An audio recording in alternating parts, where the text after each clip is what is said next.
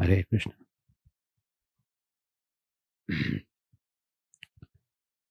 The chanting of the holy name, when it springs from the heart, it is called as Uttama Shloka. In the Srimad Bhagavatam, there are many beautiful prayers spoken by various devotees. In English, we call it as a choice poetry. Because these prayers, which arise in the heart of the devotee, and they are impelled by the Lord.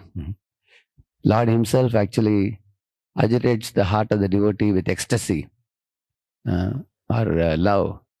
And the devotee just sees that these prayers are springing forth, gushing out like a spring, water coming out.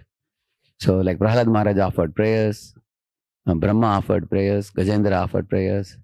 So the prayers of gratitude, the prayers of thankfulness, the prayers of appreciation of the Lord's glories, and the prayers of forgiveness by Brahma and Indra.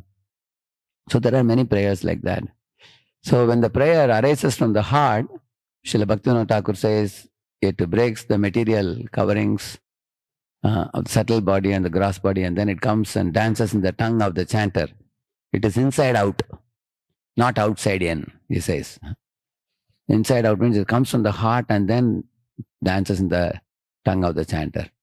Outside in means, one may consider with the mind and thought process, oh, Krishna has given me grains and fruits and cereals and everything to eat. He has given me this, he has given me that. Therefore, it's my duty to chant his holy name.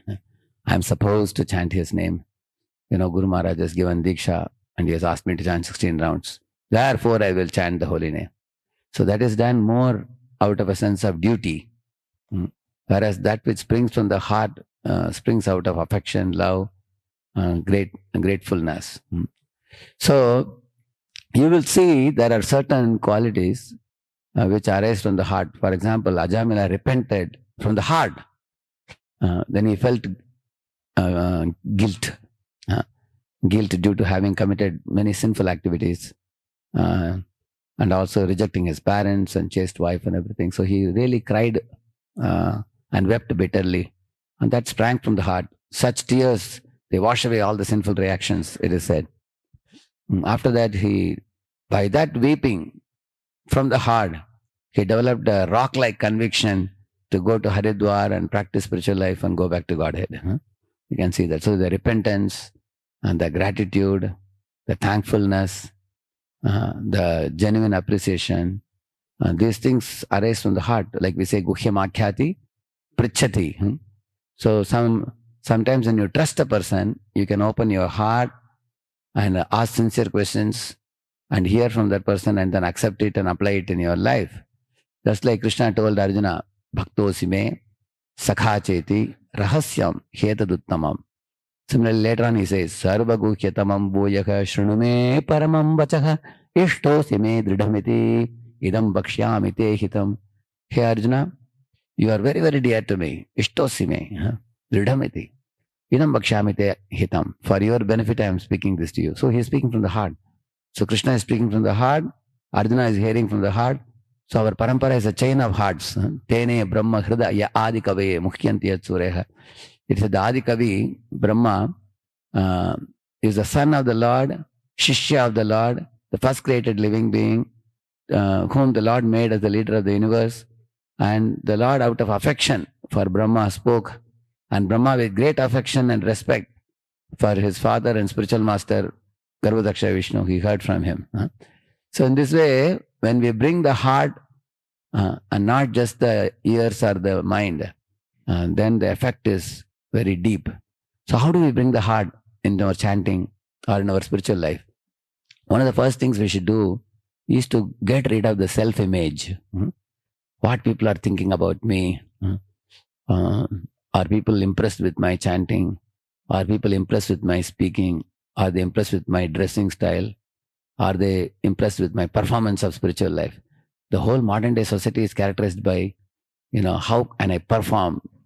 How can I perform a kirtan or perform a dance or perform speaking?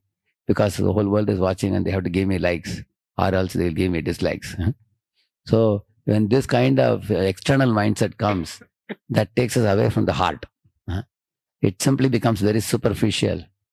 So one has to get rid of that. Also, one should give up prejudices arising from caste. I am a Brahmana.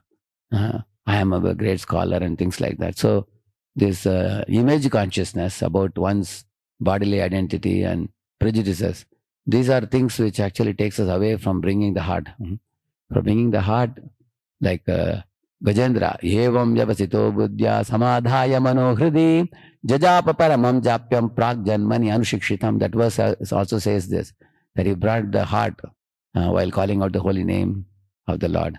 So rather than being ritualistic in approaching the holy name, one should bring the heart like Lord Chaitanya chanted in the second verse of Shikshashtaka, Durdaivam idrisham ihajane nanuragaha.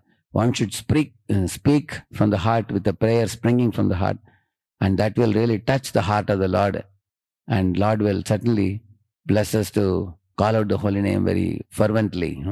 Lord is already present when we chant the holy name. Yatra gayanti madbhakta tatatishthami narada. We don't have to ask him for anything. We have to just express our gratitude to him, thankfulness to him, greet him, and express our thankfulness for his blessings.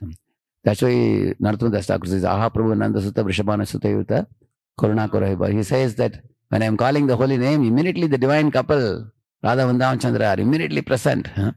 I just have to repeatedly bow at their feet and thank them for coming in my life. So with that gratitude, when we chant, we can bring the heart. Harinam Prabhu ki